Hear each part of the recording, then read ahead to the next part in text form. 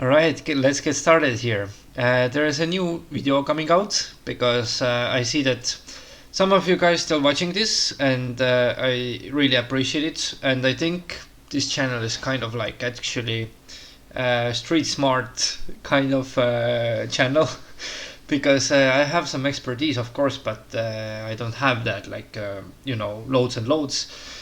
So I'm giving my best to make you enlightened about the topics and speak about down to earth things that have worked for me to find a job previously and how to keep a job as well.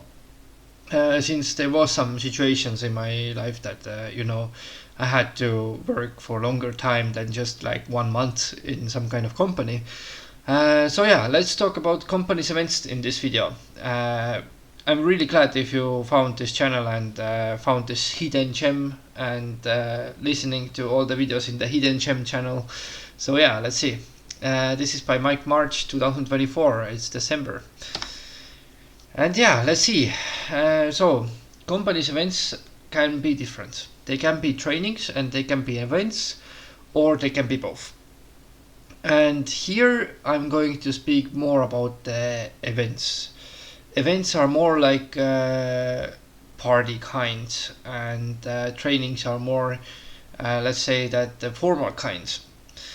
So in the party you can let loose, and nobody really cares because everybody lets themselves loose and stuff like that. But in the formal meeting or formal training, not everybody can do it. So there is the difference, and I think there's usually how this works nowadays is that first of all you have this formal stuff with coffee breaks, of course, and then it's later on you are going to party. That's why it's always dark in the rooms and stuff like that. And there is usually some events I don't know, just everybody is watching some people singing karaoke back there, or like fishing some ducks, somehow getting some stuff, and the CEO is like looking how you do it, and etc. So there's many chances for this. And what are the most common, let's say, events in my opinion? It's mostly, of course, New Year's, Easter, Halloween, Christmas, all these things that in the whole world are celebrated as a holiday. And for these kind of events, I think they are kind of in every big company.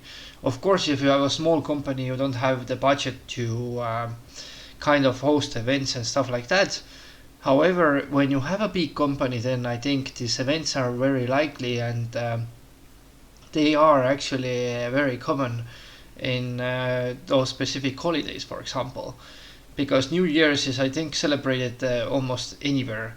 And of course, if you haven't had New Year's celebration in your company, then you usually have party with the friends and stuff like that, anyways.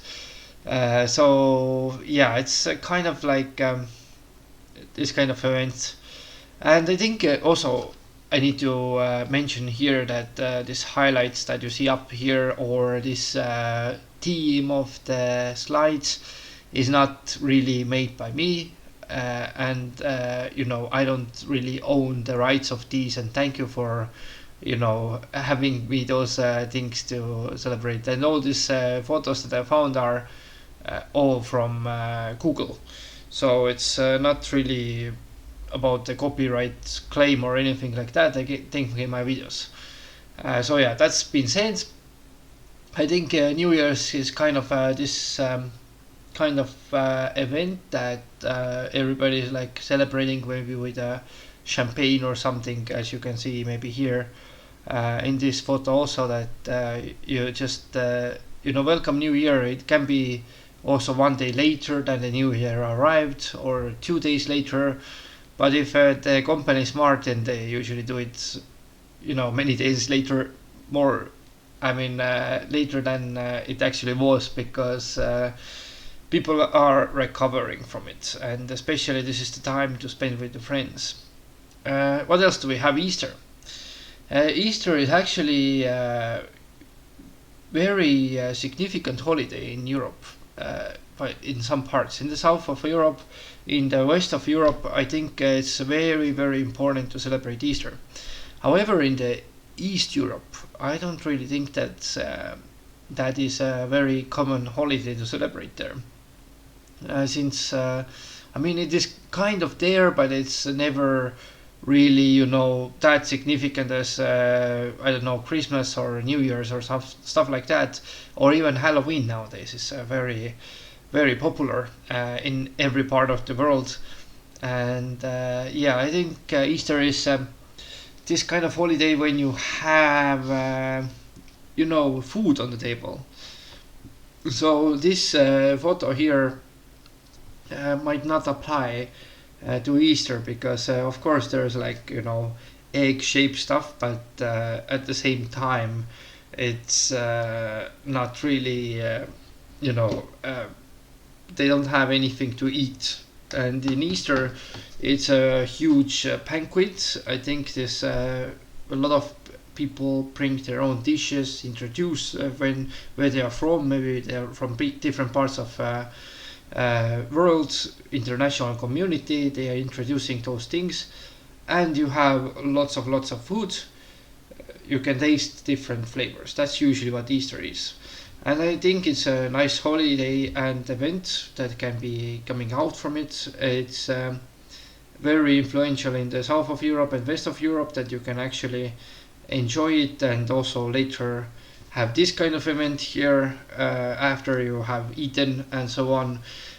So instead of like New Year's is usually happening starts in the evening, maybe ends in the night, but Easter is like all the day. You in the lunchtime you kind of eat, and in the evening time you kind of party.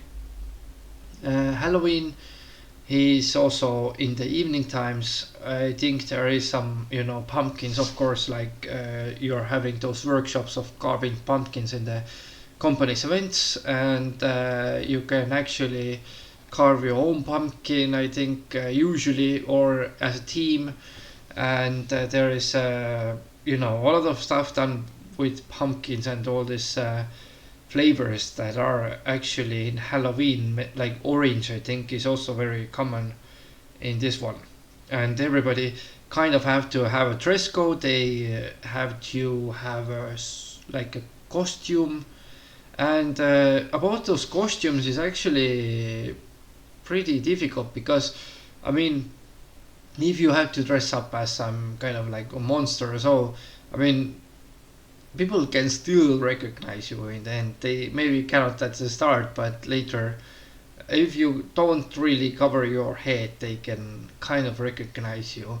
And you kind of might be looking very stupid if you just have like rabbit ears, rabbit ears on your head, and stuff like that. It's you kind of have to show it off in a way, and showing off is not for everybody.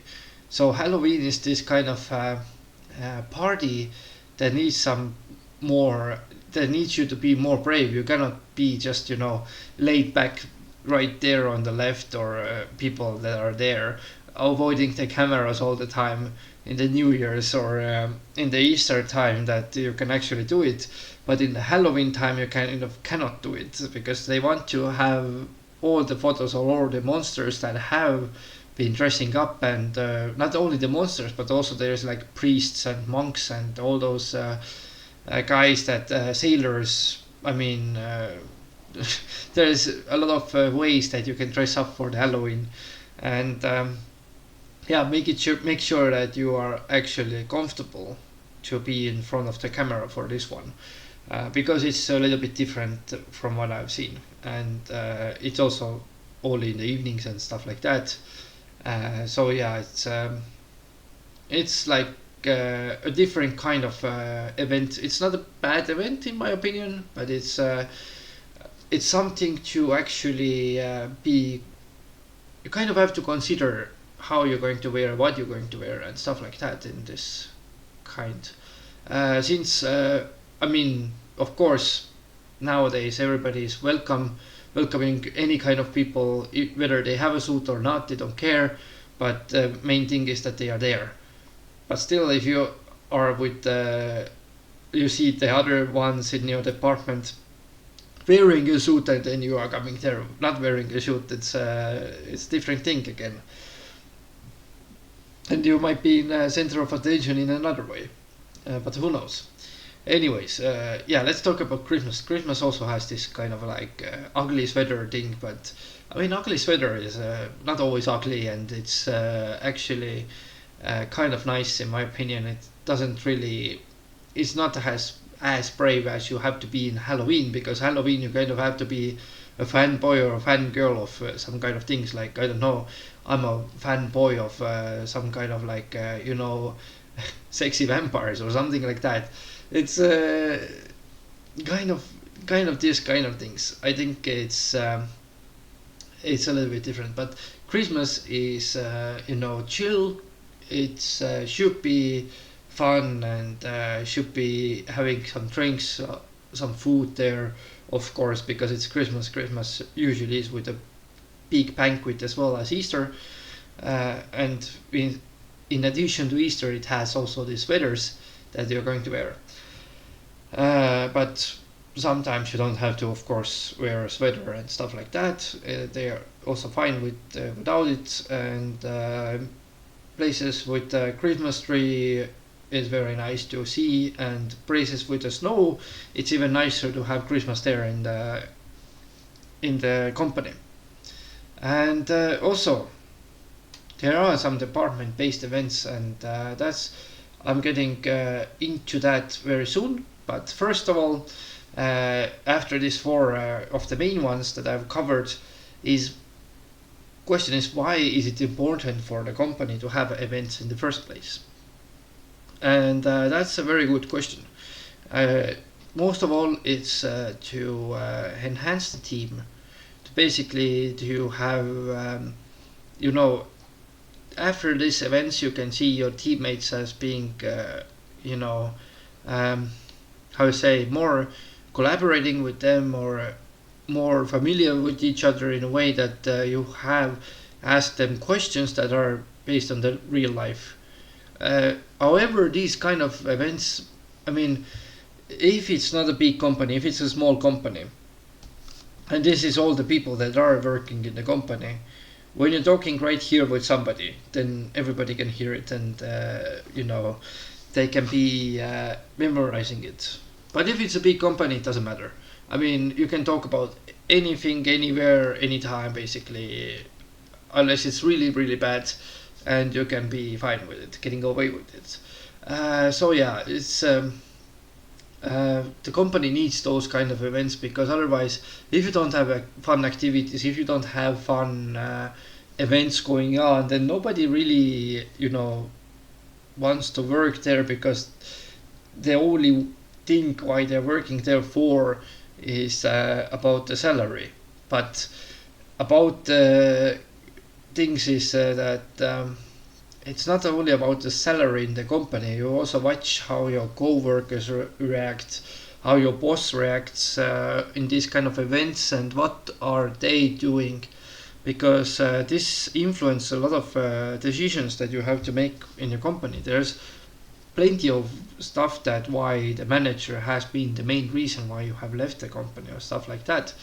And if your manager is having completely different interest, if he or she is not interested in these kind of events and you are interested, of course you can be there with your team, and your manager can stay in the distance, but at the same time, then you can see that he or she only focuses on work and doesn't really pay attention to the things that actually matter. Since I know that right now, I think managers have this kind of role that they have to be psychologist or psychiatrist. I think I said it in my previous videos, but they have to listen to people's personal problems instead of just work-based problems. So the thing is that if you are a manager already, then you cannot be just work-based manager, because you kind of have to be part of these events and be part of these teams here. Having part of these conversations about the real life, it's kind of like a duty for the manager in my eyes. but yeah, it's a difficult thing. And of course, company it's good events for people to be happy in the company. Otherwise, they will be feeling like robots, not really having anything special going on. They're just earning their salary and be done with it, and so on. So yeah, it needs to be having events in the company. And now the department-based events is even more important. Why is it more important? Very simple reason actually is that what you're not usually communicating with people from other departments in the company events anyways. I mean, some of them are special and there is some exceptions of course, but usually you are communicating with your own department people most of all, and it can be kind of awkward to speak with somebody else instead of your department sometimes. So I think department-based events is even more important. It's kind of something that you do every day. It needs to be a good teamwork there, and significance is that it has less people in it. So not everybody is like, one is like singing karaoke, the other one is like fishing, third ones are waiting for this room, maybe it's a horror movie or something, all those things that are waited, or Christmas movie or whatever they having here. Anyways, in your department events, there's no such thing usually, and there is this kind of like smaller groups that you can speak with. You can be speaking more about your you can open up more, you can speak about your personal life more often to one or two people that you might not even spoken that often anyways at work, and etc. And if it's a big table or something like that, you're having a dinner together, and your like team is consist of I don't know, 30 people, then these 30 people are separated kind of in smaller groups, like by the tables or by the location of their where they sat down in the table, that who are they going to speak with, because I don't think that anybody goes around the table and speaks with everybody. Maybe some couple of guys, but not really everybody. So the location is kind of everything, and sometimes in the department based events you can speak more about the personal life of your with your colleagues, and open up, and they can open up to you as well. Since there are some important matters in everybody's lives that are influencing their job also, and their decisions what they make every day, and if they are going through a bad period or something. I mean, it's not always an excuse to go through a bad period and stuff like that, but of course it can influence a lot of stuff. So it needs to be, he or she needs to be listened out in this kind of sense, and that's very important. And what kind of events do we also have? Um, Actually, fan-made events sometimes. I mean, if somebody in some department is having a great idea and inviting all the other departments there, this kind of event, and maybe have a dinner together, or a pizza party together. I don't know, some kind of smaller events. And I once had some kind of drinks training, and it was very fun to know about the history of a beer. So yeah, it's kind of was kind of fun in this sense, and I really appreciate this kind of events, and it's good when some kind of fans are actually making those events. All right, let's go for the next slide. So trainings is another way, and usually it starts like this and ends like this. However, let's speak about trainings as well, because there is some things that you should know about trainings. Uh, First of all, there can be like training about fire safety and first aid. It's in every company kind of. I mean, nobody really is without it, and is allowed to operate without it. Health checks, all those things. I don't know. Anyways, there are some trainings about these kind of topics, And in this one, I think in this you can see a baby, but maybe this company is about babies stuff, toys or some kind of essentials for like diapers and stuff. However, yeah, it's just to illustrate how it usually looks like, in my opinion. That they kind of rent out a big room, have separate in the groups. You do a group work there. Sometimes you just listen to the conference and representatives in the stage and the slides and so on, like I'm doing right now to you. Kind of those couple handful of people that are listening that have found this channel to be very helpful. They can actually see what I'm talking about here. So yeah, it can be with the fire safety and first aid.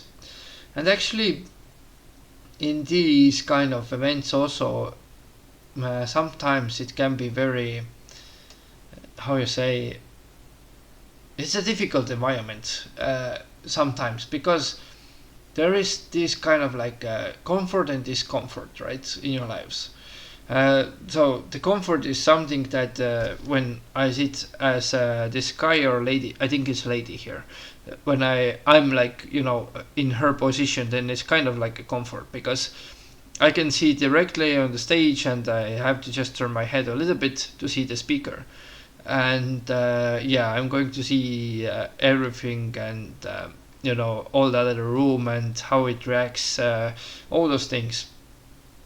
However, imagine if I'm like this guy here, like in front of the stage, that is sitting on that side of the table and has to turn around to see the speaker here, and everybody is like viewing over him, and in every kind of direction, and you have to always keep in this position, because otherwise if you move, then the other guys are like, why are you like moving and cannot stand still, or stuff like that. There is some kind of comments like that sometimes.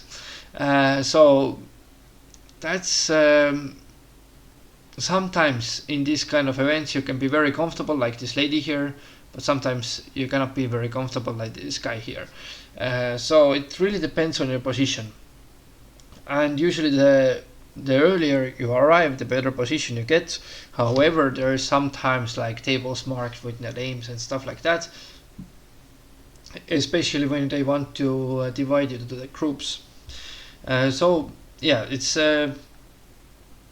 sometimes it's a torture that you have to spend better. I mean, fire safety and first aid doesn't really take that much time usually. It takes like a couple of hours, I guess. But if you are spending there half of the day, and always like everybody is looking forward, like above you, and over your head or something like that, then you kind of have to always watch the speaker and or the question asker and so on. It's a torture, honestly. Like sometimes these events can be more damaging than it's actually giving you use. And the other thing about this kind of like a front row thing is that there's a cameraman on the right. I don't know if you guys can see him, but this cameraman is like always filming those guys that are in the front, right? He's not going to come here and film this table here, for example, because it's too far away, and he has to come in. Oh, sorry. So it's yeah. Anyways, he has to kind of like spend his time for the detour here, and while he's filming like right here, then some people cannot see above his head, over his head, and so on. So basically millions of problems, and might not be significant for you, but just be aware for these kind of things, because sometimes these events cannot be, they're more damaging than they actually are, team building for you. So events are nice when they happen, but it cannot be like always in a sense that they cannot be over the edge in a way, or over the red line. So yeah, that's what I wanted to say.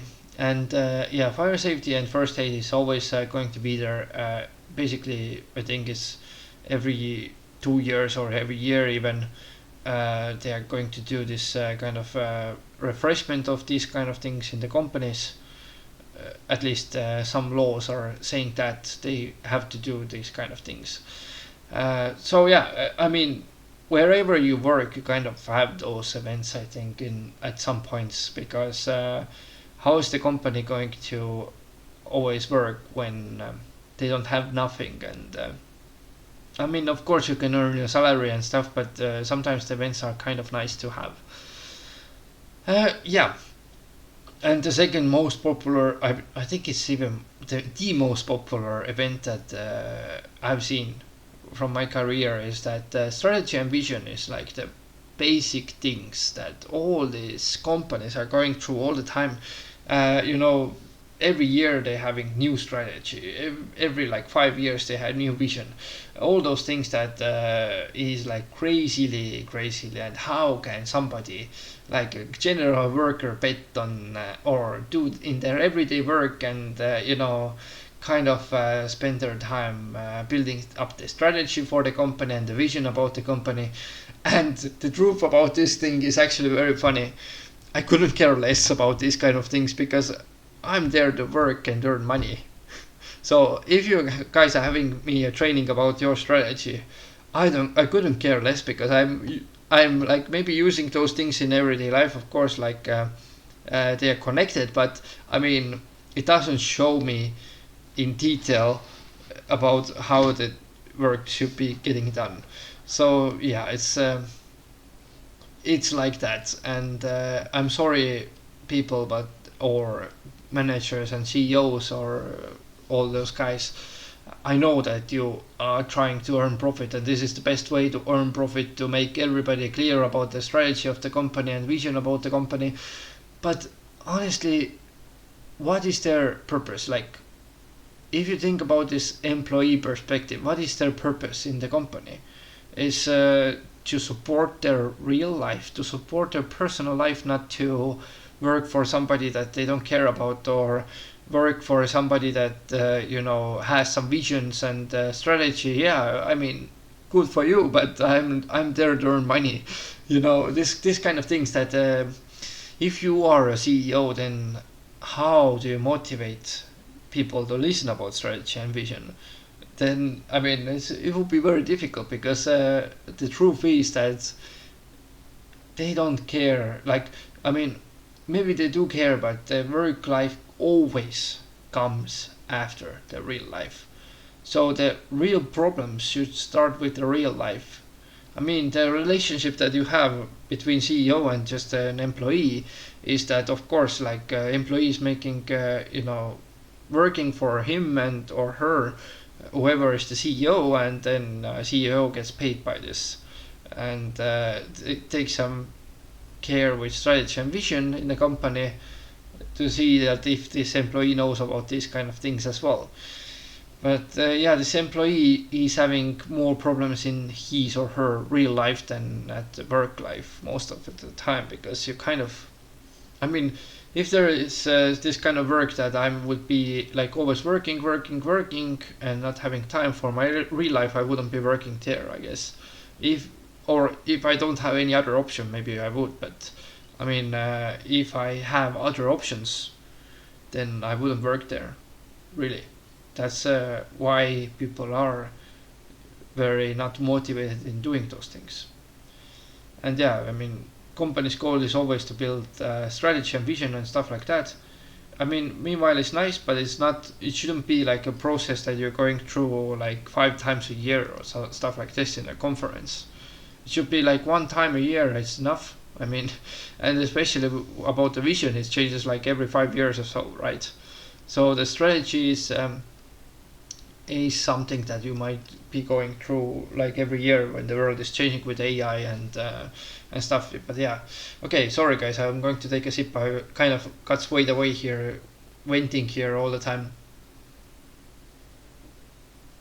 All right, so monthly reviews by CEO. That's usually also about the strategy and vision connected to it. But sometimes there's like end of the month or start of the month that they're having these meetings that they're going to show the results like, oh, how much turnover did we do, how much profit did we make. Maybe they're not going to mention the profit because nowadays the companies are earning turnover over everything. They need to grow big first, and then when they are already achieved this level of bigness, or how do you say this, largeness, that they don't have much to grow anymore, then maybe they are going to chase the profit. However, the profit is not so easy to come by, and I think the turnover is kind of everything nowadays in the job scene. I mean, it pays your bills. It kind of keeps the company running. There's like money flowing in and out. You kind of don't need the profit sometimes, and just keep your company up. Especially if it's about like billionaires or millionaires or stuff like that. People like that, and big companies can do it with just turnover, and they can offer kind of any kind of price for the customer. So yeah, that's what they do, and that's how they live their good life. I don't think that everybody that is a CEO is and say that's like a millionaire or billionaire is that rich actually, because I mean, of course they have a lot of assets with their company, and if they would sell it, it would get a lot of money, but it doesn't have any profit because they just grow and grow and grow, and they don't know when to stop. It's never enough. It's never enough money, and there's never enough size of the company, and that's why they always grow their turnover. And usually, what CEO is going to show you in their monthly reviews will be turnover. How much did it increase, and which departments had the most increase, which departments had the least increase, and etc. So yeah, they're going to do that. At least some companies that I worked in, and some big companies that I worked in, was doing that. Same with the yearly reviews. I mean, they're going to conclude the year that, oh, we had a good year, we had a bad year. We had this kind of arguments, and the biggest gains was that, biggest mistakes was that, all those things, which is actually nice to know what other departments are doing, because otherwise you wouldn't know anything. However, it's not really influential to your job specifically, because your job specifically is about your department, your boss, your co-workers that are, whether they are going to help you or not. There's your manuals there in detail. There's not the manuals about like what CEO has done about this department. The CEO never does these kind of manuals. They are never going to the lowest level of the company. So yeah, I know that I'm talking very badly about this kind of trainings and stuff. However, it's this kind of how you say it. It's kind of this kind of feeling. I think how you describe. I would describe it like I was watching some kind of channelers or some kind of astrologist. This kind of people that are saying that, oh, you kind of, when you're listening to them, you're feeling that they are saying a lot, but later, after they have said everything for this kind of hours, you're thinking, what did they actually say, or what did I actually came from it? Like, what did I remember about it? I just remember like one thing that they said that's going to happen, or one prediction or something like that. And same with the CEO. Maybe they are making a prediction, because the history of the company, like I mean, yeah, you kind of know when you're doing good, when you're doing bad, but that's about it. Like, you need to know if the company is doing good or bad, if they're going to lay people off or not. That's what matters about the history. What doesn't matter is that I don't know, like this year we made like 5 billion profit, and the other year, like last year, we made 4.8 billion profit, or not profit, but the turnover. Sorry. Anyways, 200 million there, here or there, doesn't sound like a huge margin, but it actually is, because it's 200 million that we're speaking about. But you kind of refuse to remember this kind of thing, because it doesn't show you anything. what matters is that you grow. You grow from 4.8 to 5. That matters. And how much was the growth? I don't know how many percentage is that. Yeah, difficult to calculate, but I think it's around 4% or so.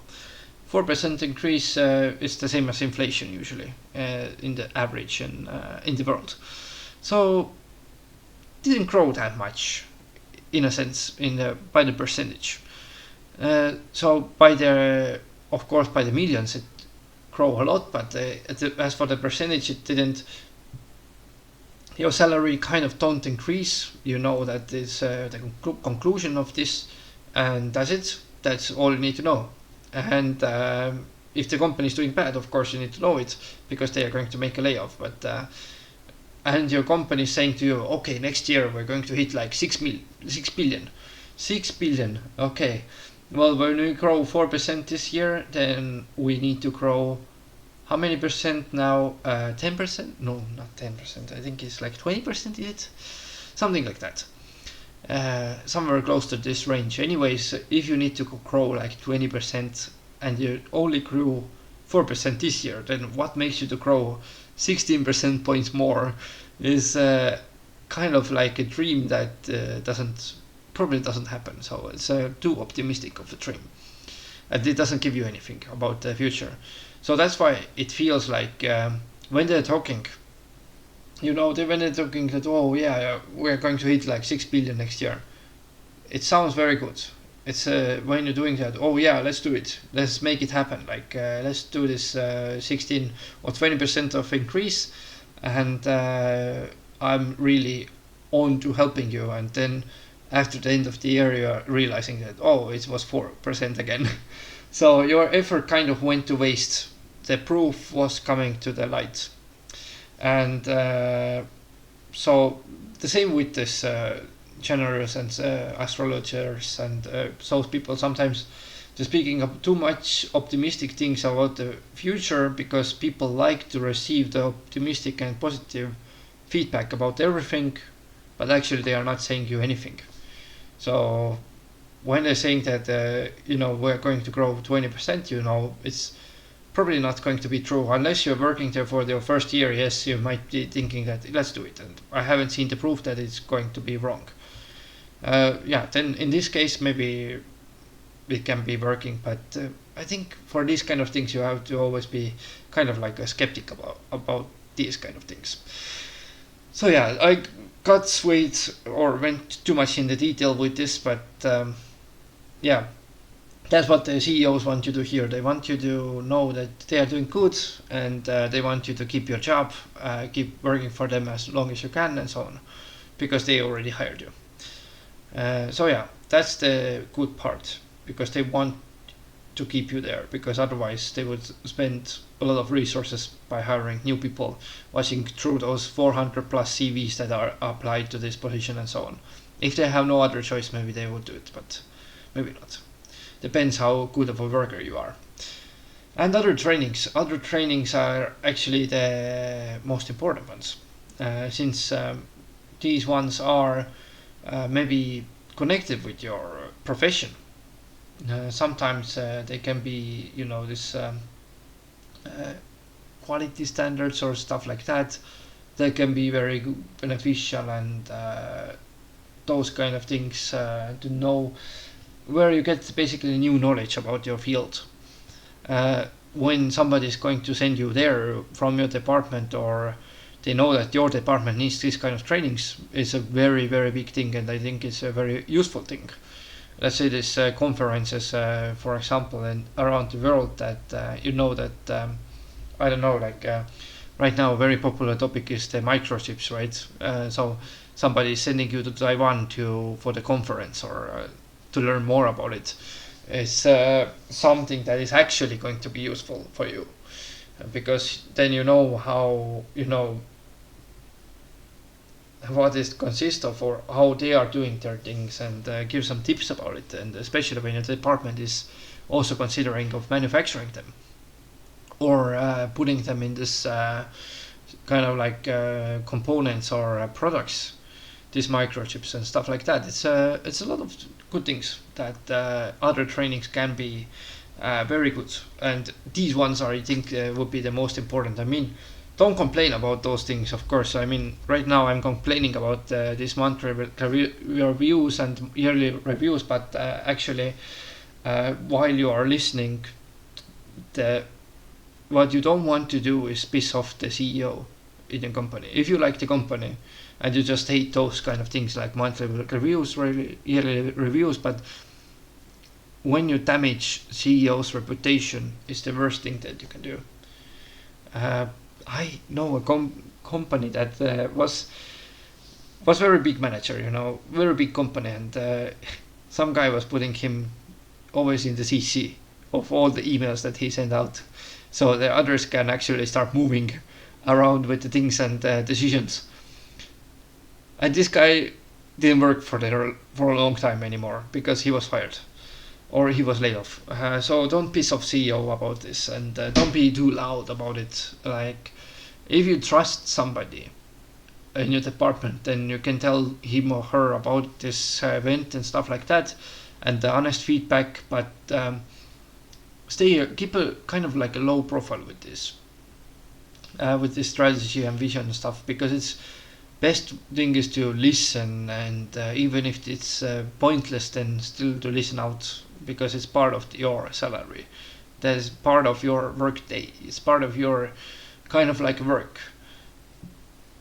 Same with fire safety and first aid. It's kind of part of your work, and the first aid, I mean, is very, very useful to know these kind of things, because what if somebody from like, for example, your nephew or little kids, are swallowing an apple, piece of an apple, then what are you going to do?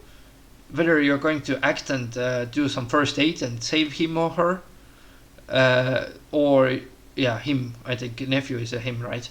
Whether you know the first aid and is going to save him, or whether you're going to call an ambulance, of course, and then while he's choking and might even die, like the worst thing that can happen. Or fire safety, even like I don't know, live in your own home, you're leaving like some kind of like wires or candles next to the curtains and stuff like that, and the house catches fire.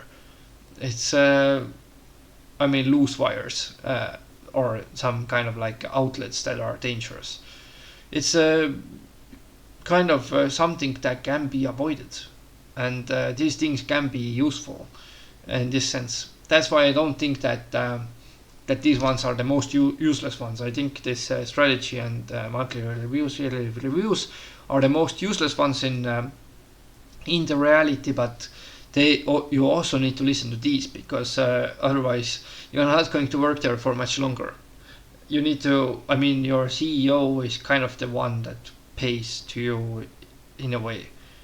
He's the one that has the money to pay for you, to pay for your department, because your department boss is going to ask money from him or her, most likely, unless there's more links in between. Then there's going to be even longer and longer process. However, this is where the money lies. So yeah, let's see. And how to act. I've already given you some tips about it. But yeah, let's see about some general stuff. Sorry, I'm going to take a final sip here before. Alright, so when you're going to the first event, what you need to do is to be brave, because you're going to regret it later. I remember from my personal experience, I was laid back at start, like a copycat, watching what people are doing, how they act, stuff like that. But it didn't bring me anything. Of course, I get to know more people, but it didn't give me any privileges, or it wasn't even giving me any kind of respect in a sense. So yeah, it's a difficult situation. I think you kind of need to be very brave for your first time and first events, because you are probably on your probation period or stuff like that, These kind of things that need you to be somebody special. Because if you're not, then they can just find another guy or girl to replace you. And that's why in the first event you need to have this good first impression. That's what you're going to try to do with your CV. That's what you're going to do to try to with your motivation letter. And in the first event you have to prove that they hired the right person. Because I think nowadays world nobody wants this kind of like just laid back people, because there's millions and if not even billions are like laid back people. Who are lacking is the special people that are actually brave. I mean, the purest example in life. I mean, always the guys are chasing the girls, right? So, what are you going to do if you are going to meet somebody in Tinder and just swipe and write to them, or you are actually making a move in a cafeteria, for example, to somebody that you see that you might be interested in? The better way is of course the cafeteria, because if you are just writing somebody in Tinder, they might have like thousands of matches, thousands of messages. You might be getting lost there, like in the CV pile. You're getting lost. You'll be swiped to the left, not to the right. So yeah, you need to be somebody that is going to do something special for you to get the job in the first place, and they are going to monitor you very very closely at the start. So if you are not brave in your first event, sometimes it might not work out. So I think the better way is to go there, to be brave and speak with people. Because if you're not contacting with the people that are there, or not anybody, if you're just sitting in your own corner and waiting until people approach you, that doesn't happen. Like they are not going to approach you for no reason. I mean, maybe some of the people are, but most of the people won't, and that will leave you with a very bad expression about you. So the first event, I think, is good to be brave, and sometimes there are some people that are going to question your profession, like even in the other departments. If they know something about your department, then they're going to ask you some kind of tricky question, for example, and just as a joke. And if you don't know the answer, then you're going to be laughed at. But if you know the answer, if you have been studying this topic and you are confident in your answer and stuff like that, then you can say that, yeah, I know that I'm new, but I still know about some stuff, don't I? These kind of things is very influential, and even if there's other departments that doesn't even connect with your department, they might recommend you to the CEO, for example. Who knows, dude, that has like good connections with CEO, or is the real life friend of CEO or something. When you get to the work, you don't know who anybody is anyways. So it's good to get to know people. It's good to approach them, ask them questions, talk with them, have conversations. All these things in the first event, that don't just be in your own corner by yourself. It's very bad. And always appear to your first event. Appear there, because there are some countries I know in Europe that are never going to invite you again if you haven't gone to the first event. So this applies also in the real life, and it applies in the work life. I mean, why alpha males or some kind of pretty girls, why they having geezer life? It is because they are brave in their own way. I mean, pretty girls, they are confident that they are pretty, and they can be doing stuff, and they might have easier life based on that.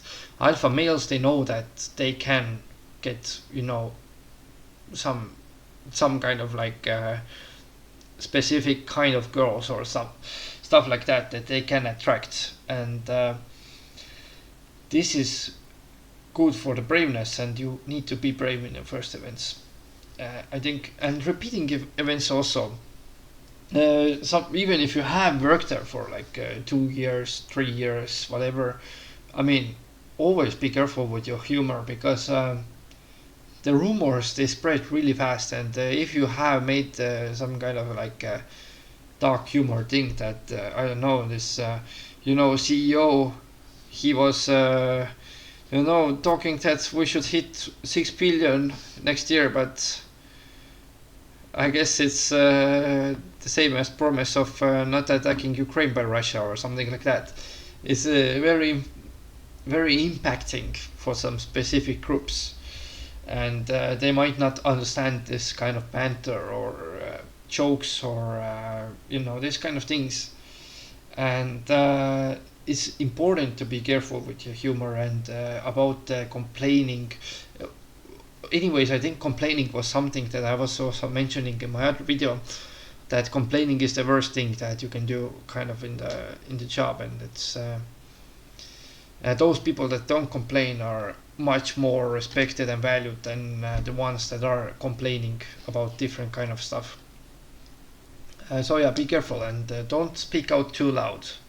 Only for those that you trust, and make sure that nobody overheard it, or some important face didn't overhear it. Maybe CEO was right behind you, and while you're making this joke about him, and he is going to be really mad and checking who is even this guy. Like, tell me his name, and soon you will be not working there just because you made this one joke. So if you want to keep working there, just be careful with this. And asking questions. Now this is the topic. This is also always very debatable. Asking questions is like being brave. This you need to be brave, but the thing is that you need to be brave to a certain extent, because when somebody was doing the presentation in front of like 200 people, and you're going to ask a question, better make sure that it's a hell of a question, because if it's a stupid question, then they're going to see that, why didn't you, or something. What is a stupid question? A stupid question can be, for example, if you ask something that was already in the presentation. That's very common case in nowadays, and I think it's it's sometimes some people cannot listen, and they already have questions ready for what to ask in after the presentation, and maybe they already lose the focus, and the presenter is saying about the same stuff already. So yeah, it's asking questions can be difficult, and also it's not good to ask questions that, oh my god, so sorry, but I cannot hear you, or like back here is not, you are not being heard of, and then you see that the chairs in the front rows are actually free. They are going to always defend themselves. They're going to say to you that just sit in the front line or front row or something like that. Why you're back there? This kind of things. Be sure that you are asking. If you're asking their presentation topic question, that you are confident in replying to them, or for the further debates or stuff like that. That's why I don't ask questions personally, because I don't like to debate with the speakers. And also I don't want to make their life miserable, because nobody likes to be asked questions when they are representing. So yeah, it's a difficult thing.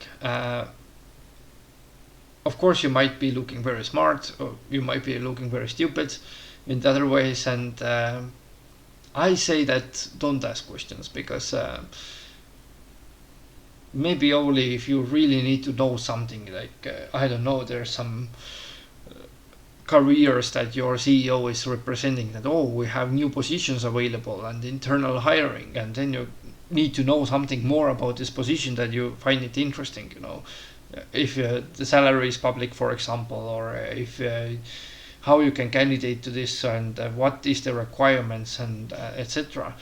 This kind of things that or what is the decision based on, if it's about the career in the company, then of course, like, ask questions. But if it's not about that, if it's just about, I don't know, the strategy and the vision that doesn't matter anyways, then why do we even bother to ask questions? Just let it be. Like, I mean, the faster it goes, the better, because then you can return to your job and then you can continue partying later on, right? In this company event, so, or seminar, however you call it.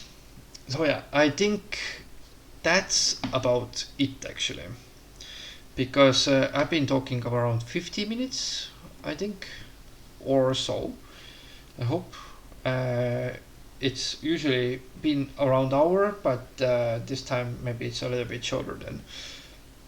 But yeah, that's basically what I wanted to say in this video, and I really do appreciate those handful of people that are actually watching some videos and watching those hidden gems are on a positive mind and finding something useful in these videos. And this is basically work topics. I mean, it's everyday life, because not everybody can get rich with being an influencer and or being a vlogger, or being their own boss, like opening an own company or stuff like that. This difficult world, because I know that right now the pressure is even higher, and 2024 was like crazy. I mean, I was searching for a job as well, and it wasn't easy, guys. It wasn't easy, and that's why I'm giving you the tips, because you actually can find decent job that you are happy with, and be brave enough to make your decision, because I also speak from my perspective. I wasn't brave enough to make my decision in 2023, that I should have been doing this decision already, to make my life a little bit easier than it was in this hiring process. But luckily I found a good job, so it all paid off in the end, and I'm really happy about it. Hope that you are as well. So it's never too late.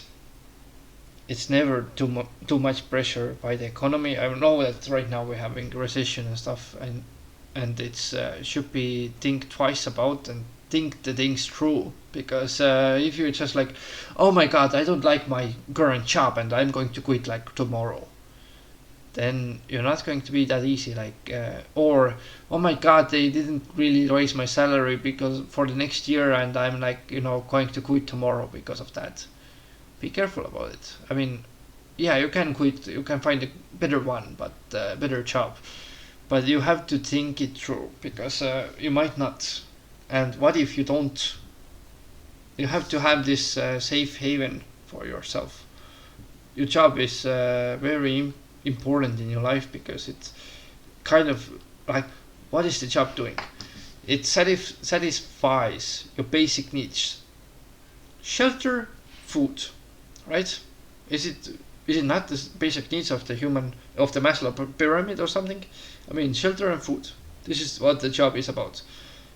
Of course, the real life is more important than the work life, but I mean, when you don't have the work life, then you might not have a shelter and food. Then what are you going to do? Like, basically nothing, or like use the toilet or something like that, or like have a shower, like basic human rights or basic human needs, in a way that not everybody has, or luxury that they have a car to move from point A to point B faster and stuff like that. Yeah. Am I going to comment on this photo? This is probably the CEO giving a speech here. But yeah, I don't think that I will comment it too much. I think they are doing a good job here, because that's nice that they have actually people here that he's going to speak with, and everybody has. Even there is more than needed classes. That's always a good thing to have by the company, and if they have more than enough suites for everybody here, then it's also a very good thing. I think it's well thought through, because sometimes I've seen some companies events that have some lack of food or lack of some seats in this places. That's difficult. That's very difficult. So yeah. Again, thank you for watching, and I hope you found it useful. And I will see you guys next weekend.